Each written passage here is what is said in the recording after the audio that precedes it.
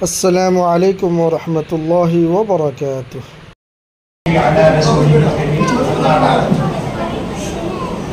دیکھو بچوں، جب سے ہم آپ کو سن رہے تھے، اب 2-5 منٹ آپ بھی سن لیجیے، برداشت کر لیجیے۔ جو مہمان آتے ہیں تو آپ پر جو آپ کے اساتذہ نے محنت کی ہے اس کا تاثر لے کر جاتے ہیں، تو آپ اگر یہ پسند کرتے ہیں کہ آپ کی طرف سے اچھا تاثر لے کر جائیں کہ آپ کے اساتذہ نے آپ کی تربیت کی، آپ کو سمجھایا، آپ کو سکھایا، خاموش بیٹھنا اور دین کی بات سننا بھی سکھایا، تو آپ کوئی آپس میں بات نہ کریں۔ یہاں جو بیچ میں بچے ہیں، ادھر دیکھو بچوں، ادھر یہ بیچ میں جو بچے بات کر رہے ہیں، سب ادھر دیکھو، جلدی سے آوازیں کی نہیں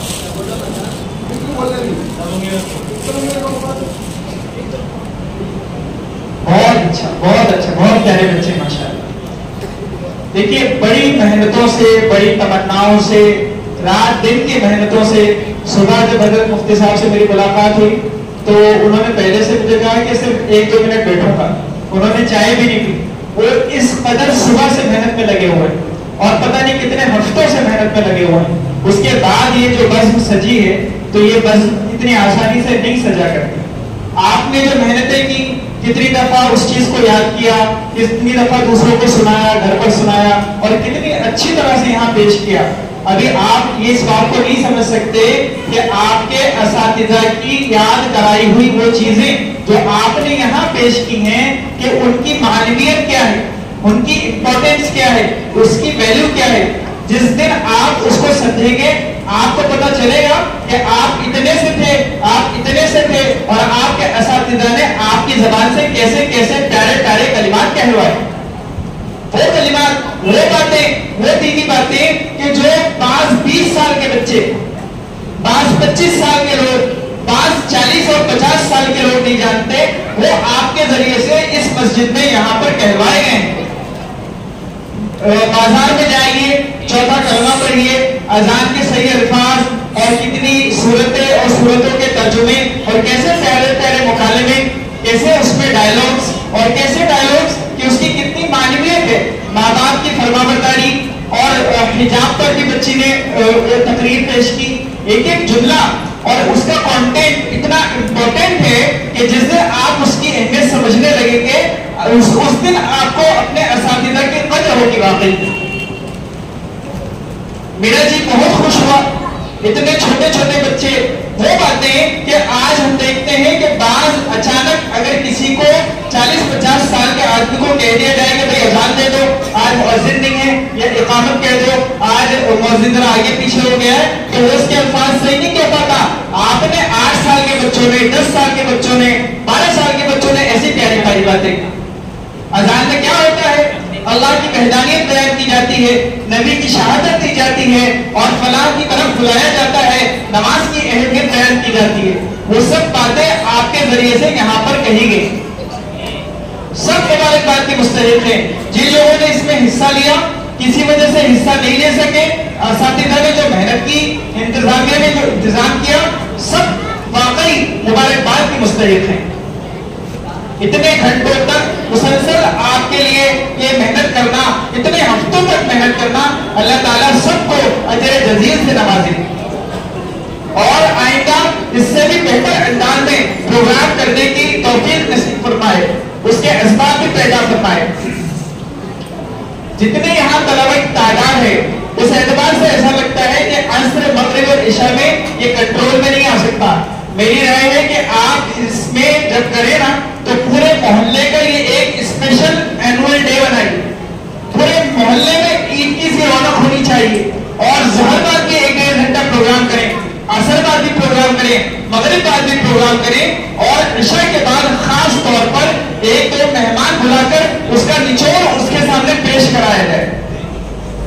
اس طرف توجہ دینے کی ضرورت ہے اور اس کے لیے میرے خیال میں میری اپنی رائے یہ ہے کہ جب بچوں کو جب وہ پروگرام پیش کر دیتے ہیں تو اس وقت جو ہم انعام دیتے ہیں تو ان کا وہ ذرا انعام روکا جائے، بالکل جب وہ ودا ہو نا اس وقت دیا جائے. ورنہ یہ ہوتا ہے کہ میں نے پروگرام بھی پیش کر دیا, مجھے انعام بھی مل گیا, ناشتہ بھی میں نے کھا لیا, میری بات ختم, اور میرے کو کسی کی سننے کی نہیں. اور دوسری بات بچوں آپ سے کہنے کی ہے, آپ نے اتنی محنت کی, اتنی پیاری پیاری باتیں یاد کر کے سنائی, تو آپ کا جی نہیں چاہتا کہ آپ کے گھر والے بھی سنیں, آپ کے بھائی بہن سنیں, آپ کے ابا سنیں. تو آپ اس بات کی کوشش کیجئے کہ آئندہ جب آپ پروگرام پیش کریں گے تو سب حضرات اپنے بڑے بھائیوں کو یا اپنے ابا کو ساتھ میں لے کر آئیں گے سب انشاءاللہ.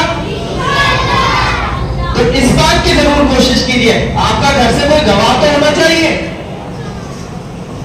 اور جب وہ آپ کے ساتھ ہوں گے تو انشاءاللہ ہمیں یہ بار بار کہنے کی بھی ضرورت نہیں پڑے گی کہ بچوں خاموش رہو, ہے نا.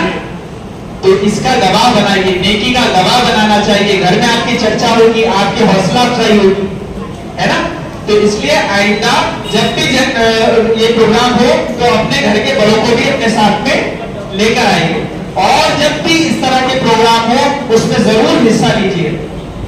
اللہ تعالیٰ اس پروگرام کو بے حد قبول فرمائے. مجھے جو وقت دیا تھا اس سے زیادہ ہی میں نے کہا, اور آپ کی سما خراشی ہوئی, اللہ تعالیٰ مجھے معاف فرمائے, اور یہاں بیٹھنے کو, یہاں آنے کو قبول فرمائے, اور ان بچوں کو جو آپ محنت کر رہے ہیں, جو آپ حضرات, یہ اصل محنت ہے, مکتب کی محنت اصل محنت ہے. اس لیے کہ عالم بننا فرض نہیں, لیکن مسلمان بننا فرض ہے, مسلمان بننا فرض ہے. یہاں جو ان کو عقائد سکھائے گئے, ان کو جو دینی کلمات سکھائے گئے, یہ اصل ہیں. بڑے جب بچے ہو جاتے ہیں نا, تو ایک واقعہ بتا کر بات ختم کرتا ہوں کہ ہم لوگ یہ سمجھتے ہیں کہ جب بچہ بڑا ہو جائے گا تو سدھر جائے گا. ہم لوگ یہ سمجھتے ہیں کہ جب بچہ بڑا ہو جائے گا تو سدھر جائے گا. بچے کی تربیت بچپن سے کی جاتی ہے, بچے کی تربیت بچپن سے کی جاتی ہے, اور جس کی تربیت بچپن میں نہیں ہوتی وہ کبھی بڑا ہو کر کوئی بڑا کام نہیں کر سکتا. آپ سب نے ایک نام سنا ہوگا, حضرت حسین رضی اللہ عنہ. کون ہے؟